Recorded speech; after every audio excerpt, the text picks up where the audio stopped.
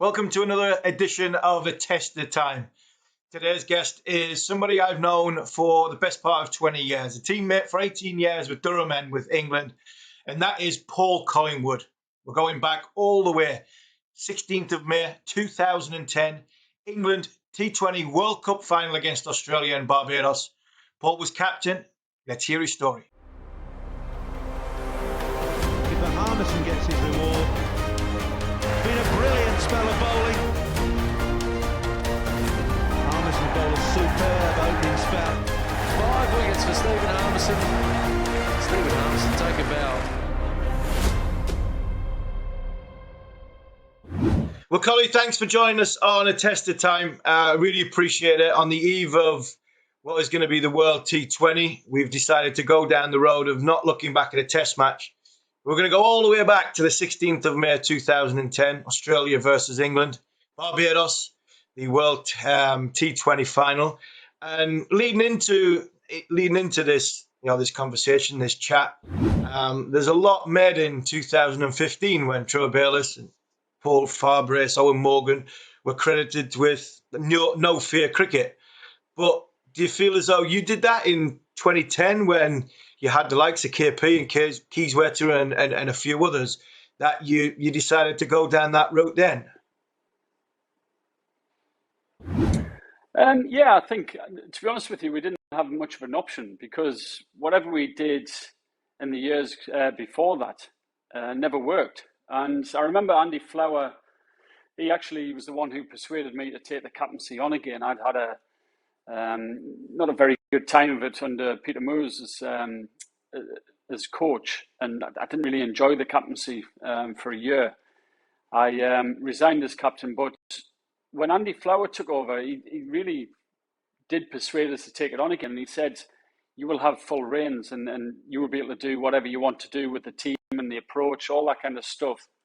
And it was quite refreshing, actually, leading into the World T20, how much we were willing to take a risk. And I think we needed to do that, as I said, because all of the results before that hadn't been very good. And we were playing pretty conservative cricket in World Cups. And, I think it highlighted when we played against the Young Lions in Abu Dhabi before the World Cup, and Keyswetter and Lum at the top of the order smashed our bowlers around in a warm-up game. We were willing to take the risk on selection there and took those two players into the World Cup. And it was quite a refreshing way to go. Now, the only problem is with that, we played with that kind of freedom that we were allowed to express ourselves. But it didn't go on. It didn't go on after that World Cup. And I think now what you see with Eoin Morgan's reign and Trevor Bayliss and Paul Collingwood, what they brought into the environment didn't just last for 1 year. So he's almost created a legacy and something that's filtered down not just into the England team, but also into county cricket and into levels below county cricket. You see the way that players are coming through. They've got the skill level and I guess the bravery to really take it to the opposition and put the opposition under pressure. But we had a glimpse of it back then. We had a great period where we took a punt, we took a gamble, and it worked. I guess after that, we just didn't take it on. I got the sack, actually, about 6 games later. So that was a bit disappointing. But leading into the World T20 tournament in 2010, was the moment for you the Netherlands game where England lost, a bit like what New Zealand in Wellington when 2015? This is the watershed moment. We're going to have to do something different. We go into free rhythm, it's no fear cricket. And was that down to a certain English South African born unbelievable talented cricketer in KP, and that's how he was going to thrive? Is that what your message to Kev was? Just go out there and enjoy yourself. Yeah, it wasn't just a message to Kev. It was certainly a team message. And when you're trying to get team messages across, you've got to do it to all the players, because if somebody makes a mistake, generally people say, well, "What you done that for?" But this was a team bought in message. And I wouldn't say, to be honest with you, I wouldn't say the Netherlands game in England was a watershed moment. I would say it was probably 6 months before the T20 World Cup in the Caribbean, where going to the analyst and seeing where we can improve our bowling, where Yorker's going to be the thing to use in the Caribbean. Then Nathan Limon came up with slow ball bounces, that we had a bigger margin of area to be able to hit, and you wouldn't go for many runs. So it was kind of a bit more, I guess, forward thinking. I'd been involved with the IPL a fair bit by that stage, and just seeing what worked, what didn't work, and having the bravery to take those kind of things into a World Cup. And I think, as I said, I think it was just a team message that for the next 3-4 weeks in the Caribbean, we are going to enjoy ourselves. Whether it's we train hard, whatever we do in training is all confidence based. I found the mental side of T20 cricket was far more important than the technical side, and it was really just a team message going, Keezy, if you're at the top of the order, right-handed bat, if you're facing an off-spinner in the first over, you have the license to take him down. And that was a message given to everyone. So if you got out, you didn't have anybody on the case. It was bad luck, mate. Next time you'll succeed. And I think that was the important thing, was everyone knew what their role was, and having the freedom and the license from the hierarchy, from your head coach, from the rest of your players, from the captain. I think it was really powerful just to allow you to play the game how you wanted to play. And KP was instrumental in that series. Is just how controlled he was at number 3. You had Keezy and Lummy at the top of the order, giving the fireworks, but KP would come in and just his presence at the crease. And he wasn't a player that would hit aerial early on. He was powerful enough to hit it through the infield and have a good strike rate with it. And just the calmness he brought to our batting lineup was amazing. And we could almost like bat around him in that series. So yeah, it was really a team bought in. Let's enjoy the next few weeks. I said to Andy Flower, we're not looking too far down the line. We're not looking towards the Ashes. We're not going to get people on fitness regimes and all this kind of stuff. It's all about going into training. After training, if you want to go and play golf, go and play golf. If you want to get back to the swimming pool, you can go and do that. Morgs would head back. He would have a pina colada around the pool when we came back from the golf course, and it was all about fun, And thankfully it worked, because if it didn't work, then you're in for some trouble. Is that 2020 though? You know what I mean? I'll go off a little bit away from the game, the T20 World Cup, but is that just 2020 of your experience? Is that what you believe, that having been around cricket since you were, you're I nickname you Peter Pan, you're Benjamin Button. You just seem to get younger with age as you go through your sort of life career, and where you've seen the game of cricket that we all love. Is 2020 a game just to be enjoyed? Well, it is. There is a lot of pressure involved with it, but the one thing that, if you could say to me now, what's the one thing you could give the player that you could go and succeed in T20 cricket? It's confidence.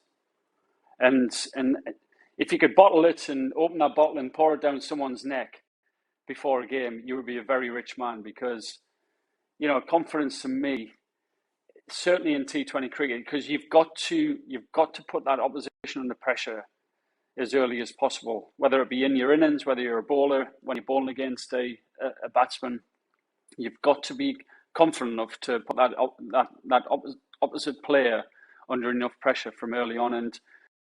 And to me, that was creating the right environment that you could actually bring that confidence out. And as I said, doing those kind of drills. So we did a lot of stuff, range hitting. So we would just turn up in sessions and literally have 2 hours of range hitting. And we'd never done that before. It was something that I guess I'd seen from the IPL. I'd seen throwing to Sewa, Gambia, David Warner, Tilakrat and Dilshan.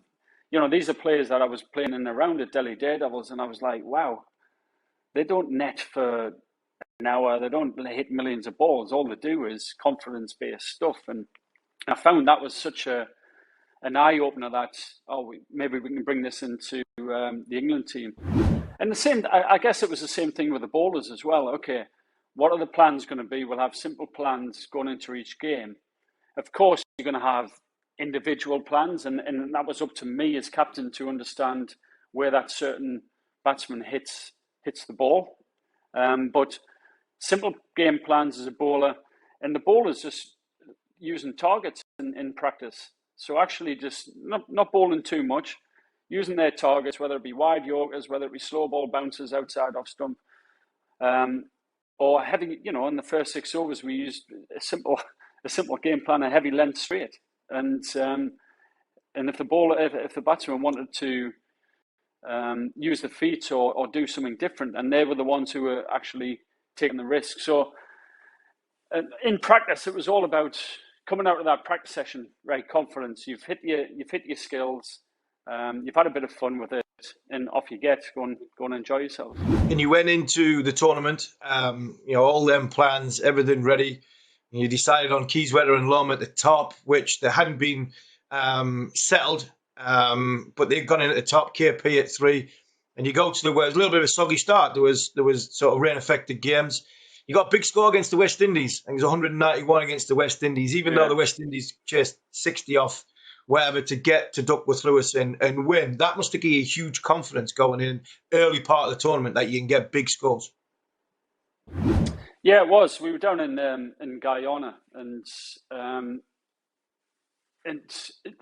no disrespect to Guyana, it's not the best place to tour down there. And but you're right in what you say. Because we got such a big score against the West Indies, and even though we lost the game, I think that really did give us a confidence that we could do it against any of the teams and score big runs, and that kind of approach could work. I was a bit disappointed in that game because Duckworth Lewis at the time, we had to get past 6 overs, I think, and we had to bowl against Chris Gale, who was in massive form. And one of our main strengths was actually Swanee and yards in the middle. And I was certain if that game had gone to 20 overs, we'd have actually won that game. But never mind, we kind of, you're right in what we say, we just about got through those group stages. And but that was a really important game to be able to say how you wanted the batsmen to go about their game in the dressing room and in the team meetings, but for them to go out and actually deliver it was a huge confidence boost that we could score some big runs. So you had two massive wins, two amazing performances by Kev, one by Eoin Morgan. The belief levels, even though you say you managed to scrape through the group, belief levels must have been high on thinking, you know what, we might have something on here, we might have something special. Did you feel that as captain? Yeah, and I think you always go into World Cups and you say, we can, you got that bravado, you can win it, all that kind of stuff. But there was, I think that the more we played in that World Cup, the more people understood their roles. I mean, we didn't actually change the side all the way through that World Cup. Only time we did when Kevin went back for the birth of his son, I think it was, and Ravi Papara came in for that game. So the more we played together, the more we understood our own roles and how we wanted to go about it. So it was, those early stages was just kind of, we were finding our feet a little bit, but game after game, it was almost like a juggernaut. It was like we were almost unstoppable, and the confidence levels were just starting to fly. We were enjoying it off the field. We went to St. Lucia, which was a lot better place to tour, and it was just fun. It was fun, but also we were playing some really good cricket. And when you mix those two together, you become quite a powerful unit, and the confidence levels just grew and grew. You talk about a powerful unit, and we spoke about the batters at the top, but you had a great bowling attack from a variation point of view. You talk about the two spinners in Yardy and Swanee. Brezzy, who is still playing now, just had great experience and variation with Ryan Sidebottom and Stuart Broad. Did you feel as captain, no matter what what the surface was like, we've got a bowling unit that we can restrict the team, and we've got a batting unit that can go and chase? Yeah, look, I think sometimes whenever I've been asked about the World T20 and how we won it, and obviously the batsmen get a lot of credit, I'll always take it down to actually the bowlers were the ones who were a bit understated. And I think we went on a 9-game unbeaten run through the World Cup, and then for 3 games after that. And the bowlers went for the most they went for was 149. And if you're only going for that amount of runs, then you're going to win most of the games. So if you look at that bowling lineup, what you've got is, as you said, you've got variation. You've got different heights. You've got Brodie coming from a tall height. He's going to get different bounces to what Brezzy's going to get. It was important I had a left armer in there. I'd noticed from the IPL that left arm seam in the last 5 overs was something like 5 or 10 runs economy rate better than right arm bowlers. So an angle was crucial. And then obviously the 2 spinners in the middle, I mean, they complemented each other brilliant. You had Swanee, who was quite an attacking off spinner, who at the time had a lot of respect from the opposition. So they didn't actually really go after him. And when they did go after him, Swanee was kind of savvy enough to take the wickets. He would change his pace. He would gamble. He was made for 2020 as well. Fire it. His character was made for 2020. Sorry? His character was made for 2020. Yeah, he was. Yeah, it was. And, he was very much a gambler. Yeah. In terms of, he wanted to take wickets. He wasn't someone who's just going to fire the ball into the surface and, be happy that the batsman gets one off them. He wanted to take wickets, and he utilised the wind in the West Indies. And to be honest, all the bowlers utilised the wind in the West Indies. It wasn't just a 5-pronged bowling attack.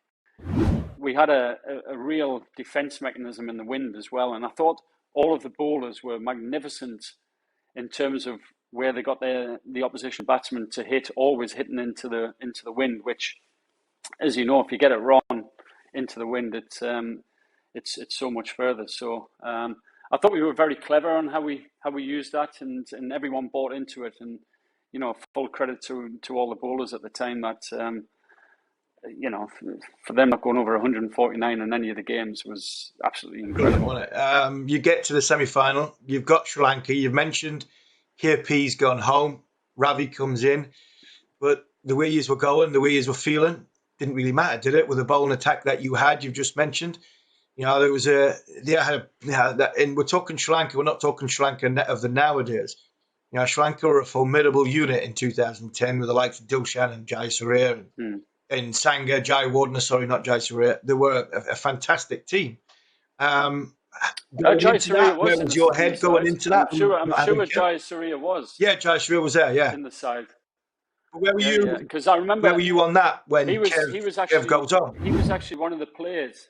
He was actually one of the players I was really worried about, because if you get 10, 15 overs of him taken off, then game over. You're behind the 8 ball. And I still remember it now. I remember the nick and City just swinging it away from him. And I remember the edge and just seeing the ball absolutely perfect off the bat. And I remember it coming to us, as if it was coming to us now.